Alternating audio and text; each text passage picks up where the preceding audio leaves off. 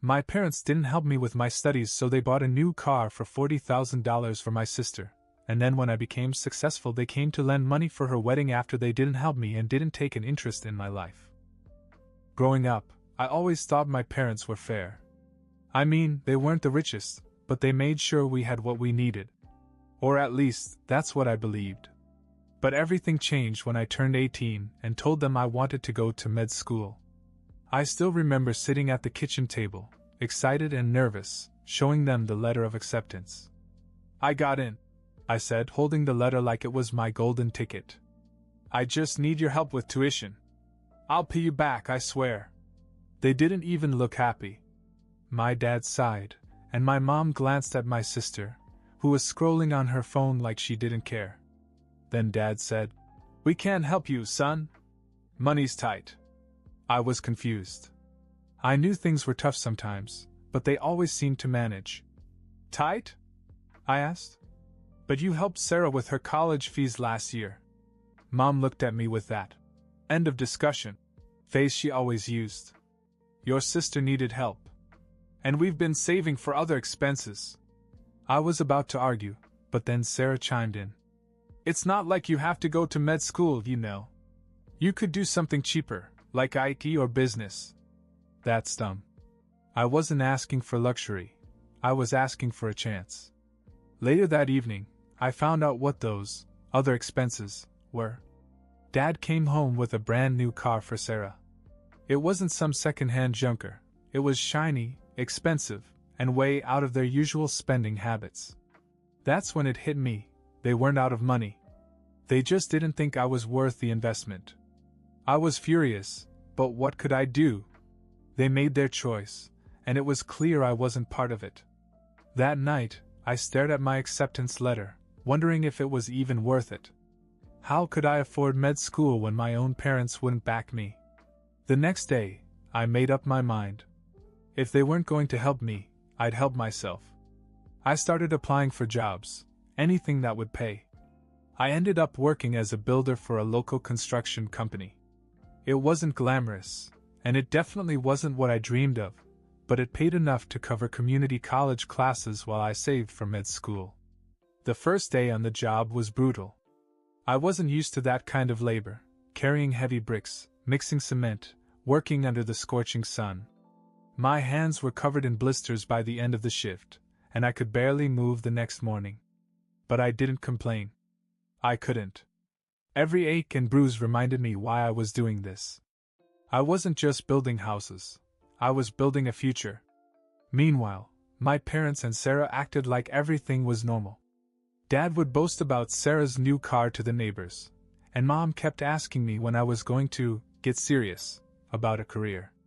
I wanted to scream, "What do you think I'm doing?" But I kept my mouth shut. I knew they wouldn't understand, and honestly, I didn't need them to. I just needed to keep going.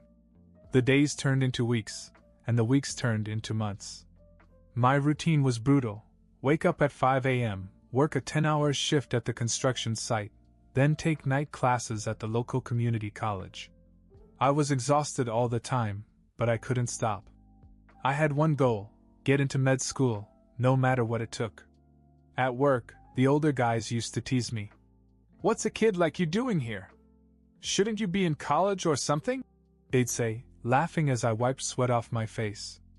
"I'm working my way there," I'd tell them, and that usually shut them up. But it wasn't just the work that was hard. It was going home every night and seeing Sarah living her best life. She'd park her shiny new car in the driveway, talk about how easy her classes were, and complain about how boring her weekends were. Meanwhile, I was breaking my back to afford a single semester. My parents didn't seem to notice or care. They never asked how I was doing or if I needed help. The only time they brought up my job was when Dad said, "At least you're learning the value of hard work." Hard work? I wanted to yell. I was drowning in it while they handed everything to Sarah on a silver platter. But I bit my tongue. I knew arguing wouldn't change anything. The only thing I could do was prove them wrong. After about a year of working nonstop, I finally saved enough money to transfer to a better college. It wasn't med school yet, but it was a step closer. I'll never forget the moment I got the acceptance email. I was sitting in my tiny apartment, exhausted after a long day, when my phone buzzed. "Congratulations," it read. "You've been accepted for pre-med studies." I just sat there, staring at the screen.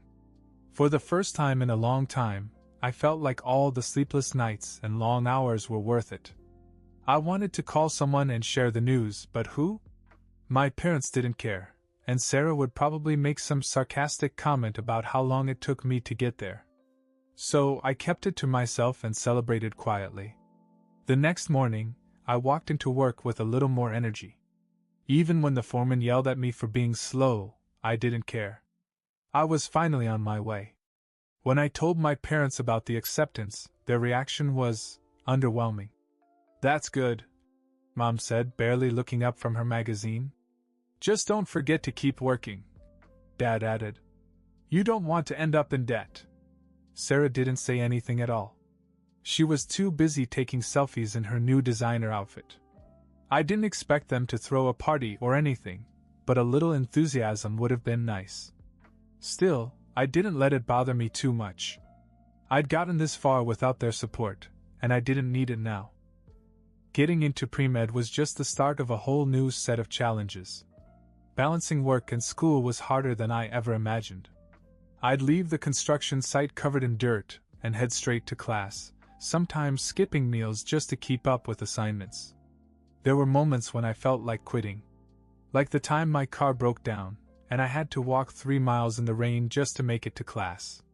Or the time I got sick but couldn't afford to miss work because I needed the money for textbooks. My parents? They didn't ask how I was doing. The only time they called was when they needed something. "Hey, can you send us a little money for groceries?" Mom asked once, as if I was rolling in cash. I wanted to say, "I barely have enough for myself." But instead I sent what I could. I didn't hear from them again until a few months later when Dad needed help fixing his truck. Meanwhile, Sarah was living in her own world. She'd post pictures of her vacations, her fancy dinners, and her new outfits, all while I was eating instant noodles in my tiny apartment. She never asked how I was or even noticed what I was going through. Once, I tried venting to my mom about how hard things were. She cut me off mid-sentence. "Well, you chose this path," she said. "Sarah's life is easier because she made smarter decisions." Smarter decisions? Like blowing through their money and not having a job? I wanted to scream, but I didn't. I just hung up the phone and got back to studying. The calls from my parents became more frequent, but they always had the same pattern. They'd start with small talk, acting like they cared, but it never took long for them to get to the point. They needed something. "Your dad's truck broke down again," Mom said during one call. "Can you send some money to help with the repairs?" I was in the middle of finals and hadn't slept in 2 days. I was broke, exhausted, and barely keeping it together. "Mom, I don't have extra money right now," I said. Her tone changed immediately. "Well, you can't expect us to handle everything by ourselves," she snapped. "Your sister's busy with work and can't help either." That was the part that pushed me over the edge. Sarah was too busy? Busy with what? Posting pictures of her new shoes? Booking spa appointments? I started avoiding their calls after that. Every time the phone rang, it felt like another reminder that I was only useful to them when they needed something. Meanwhile, the pressure at school was building. I failed a major exam because I couldn't focus. I started falling behind on assignments, and had to cut back on work hours just to catch up. That meant even less money, and I was barely scraping by as it was. One night, I sat in my apartment staring at my bills, wondering if I could keep going. It felt like the whole world was stacked against me. But then I remembered why I started this journey in the first place. I wasn't doing this for my parents or Sarah. I was doing it for me. After that moment of clarity, I pushed myself harder than ever. I stopped answering calls from my parents altogether. I didn't have the time or energy to deal with their constant demands, especially when I knew they didn't really care about me. I focused on what I could control, my studies. I spent every spare second in the library, taking notes, reading textbooks, and practicing for exams. Slowly, I started catching up. My grades improved, and for the first time in years, I felt like I was making real progress. But life had other plans. During one of my shifts at the construction site, I slipped while carrying a heavy beam and twisted my ankle badly. I couldn't walk properly for weeks, let alone work. My paycheck barely covered rent that month, and I had to dip into what little savings I'd managed to build. When I called my parents to let them know what had happened, hoping for at least some sympathy, all I got was indifference. "Oh, that's too bad," Mom said, not even trying to sound concerned. "By the way, your sister's thinking about getting a new car. She was wondering if you could help her find a good deal." I couldn't believe it. "Did you hear what I just said? I can't even walk, and you're talking about Sarah's car? Well, we just thought you'd know more about those things," she said dismissively. That was it. I hung up and didn't call them again for months. The months of silence from my parents were honestly a relief. Without their constant calls and demands, I could finally focus on myself. My ankle healed, I returned to work, and eventually, I saved up enough to finish my pre-med studies and apply to med school. When I got my acceptance letter, it felt surreal. After years of struggle, I was finally on the path I dreamed of since I was a kid. I sat alone in my tiny apartment, reading the letter over and over, letting the reality sink in. I didn't tell my parents right away. What was the point? They'd only find a way to bring it back to Sarah or ask for something. Instead, I threw myself into med school. It was even harder than I expected, but I didn't care. I made it this far, and I wasn't going to stop now. The long hours, the sleepless nights, the constant pressure, it was all worth it because I knew I was building something for myself. Every now and then, I'd hear from Sarah through social media. She was still living her carefree life, posting pictures of vacations, fancy dinners, and endless shopping sprees. Part of me resented her, but I also knew she'd never been pushed to do more. Mom and Dad had always given her everything, so why would she change? As for my parents, they'd stopped calling altogether.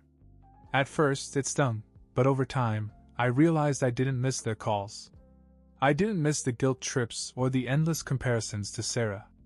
For once, I felt free. It had been months since I'd heard from my parents. I figured they'd moved on, maybe too busy with Sarah or whatever. Then, one evening, my phone rang. It was Mom. At first, I thought something serious might have happened. Why else would she call me now? I picked up, and she sounded unusually cheerful. "Hey, honey! How are you doing? We've missed you so much." I wasn't buying it. Mom didn't call just to catch up. "What's going on?" I asked. She hesitated for a moment, then said, "Well, Sarah's wedding is coming up, and things are a little tight financially. We thought since you're doing so well now, you could help out a bit." I just sat there for a second, stunned.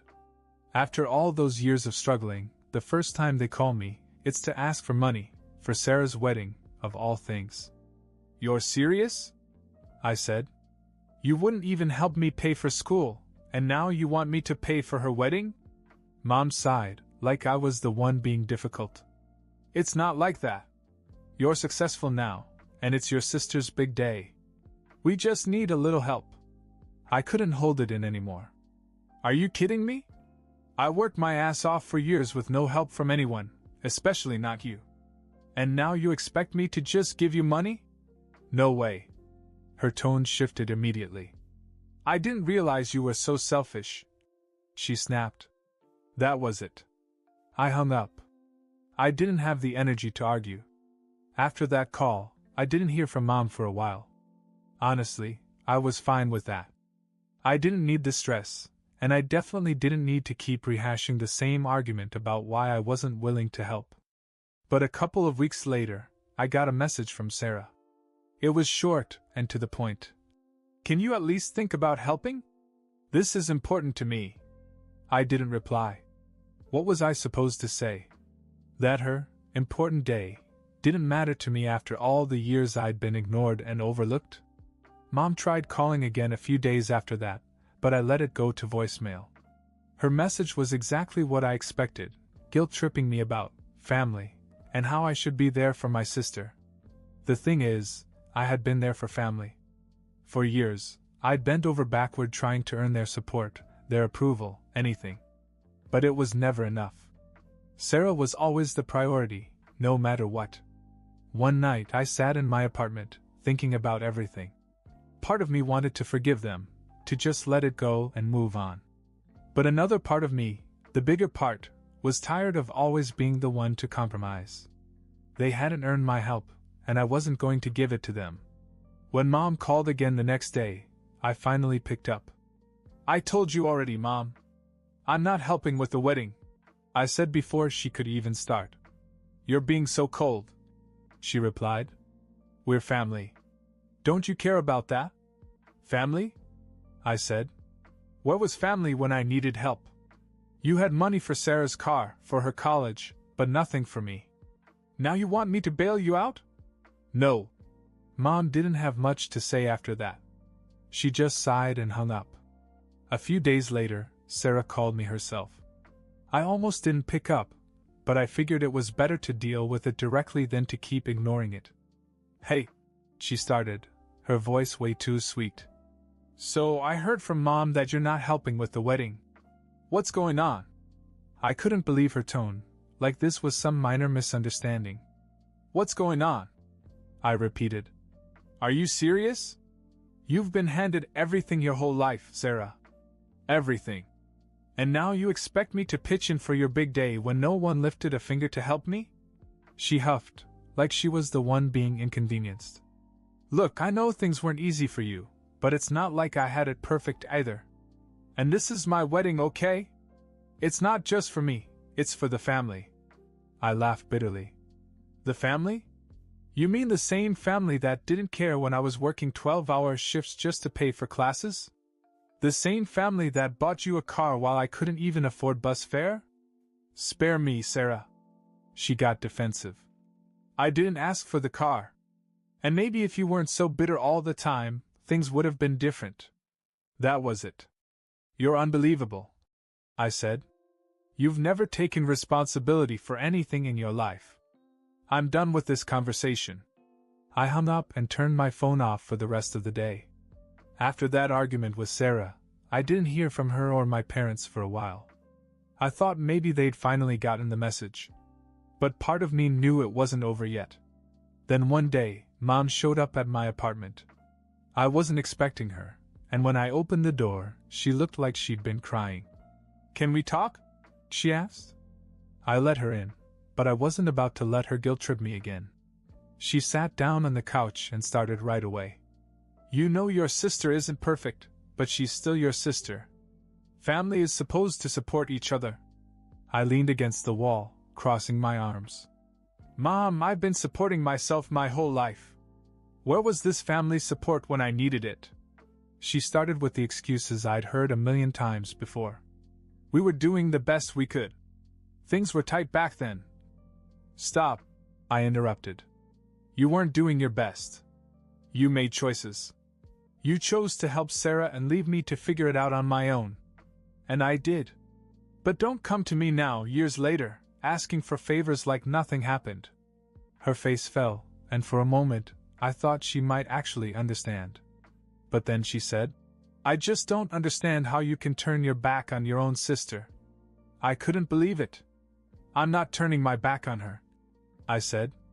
"I'm setting boundaries. There's a difference. And honestly, it's about time someone in this family did."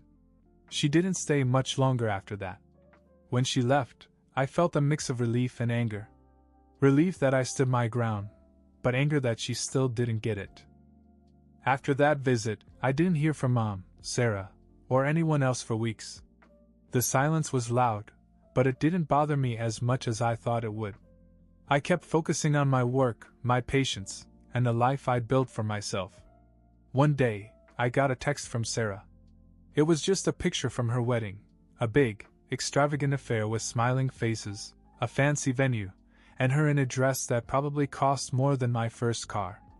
The caption said, "Wish you could have been there. Still love you, though. I didn't respond. I stared at it for a while, though. Not because I felt guilty, but because it reminded me of how little they'd ever really understood me. A few weeks later, I got another call. This time, it was Dad. I almost ignored it but decided to pick up. "Hey," he said, his voice quieter than usual. "I just wanted to say that I wish things hadn't gone this way. We didn't mean to make you feel like you didn't matter." I waited, thinking there was a but coming. And of course, there was. "But your sister needed us, and we did what we thought was best at the time." I sighed. "Dad, I don't hate you or Mom or Sarah. I just need space. I worked hard to get here, and I can't keep pretending like the past didn't happen." He was quiet for a moment, then said, "I get it. I really do. I just hope one day we can all be close again." "Maybe," I said. "But it's going to take time." I hung up, feeling a strange sense of closure. For the first time, I felt like I didn't need their validation anymore. I'd made it on my own, and that was enough.